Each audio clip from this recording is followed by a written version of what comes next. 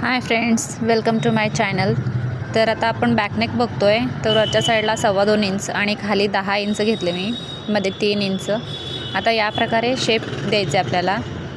वरचं जे आहे अस्तर आहे ते कटिंग करून घेतले आणि खाली जे आहे मेन फॅब्रिक ब्लाउजचा आपला कापड आहे त्याच्यावर आता अस्तर ठेवून मी मार्किंग करून घ्यायले। तर हे बघा, अशा प्रकारे सुंदर आता बॅकनेक आपला तयार होणार आहे। त्याच्यावर ना आपल्या असं 1.5 इंचावर ना मार्किंग करून घ्यायचं आहे। जे बिगनर असतात ना त्यांच्यासाठी हे, म्हणजे आपलं डिझाईन चुकू नये किंवा क्रॉस वगैरे जाऊ नये आपली शिलाई, त्याच्यासाठी।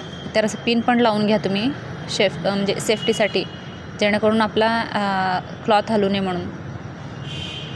तर हे बघा, या प्रकारे आता स्टिच करून घ्यायचं आहे आपल्याला।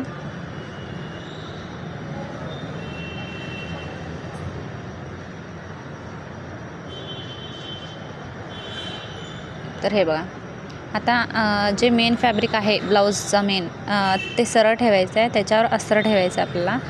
आता ते स्टिच झाले की हे उरलेलं जे कापड आहे ते कट करून घ्यायचं आहे आपल्याला।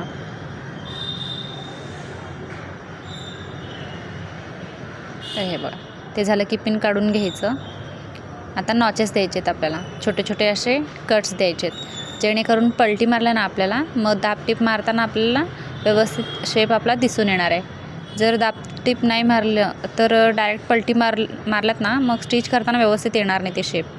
त्यासाठी आपलं काय नॉचेस मारणं हे महत्त्वाचं आहे। हे बघा, अशा प्रकारे आता पलटी मारून घ्यायचं आपल्याला।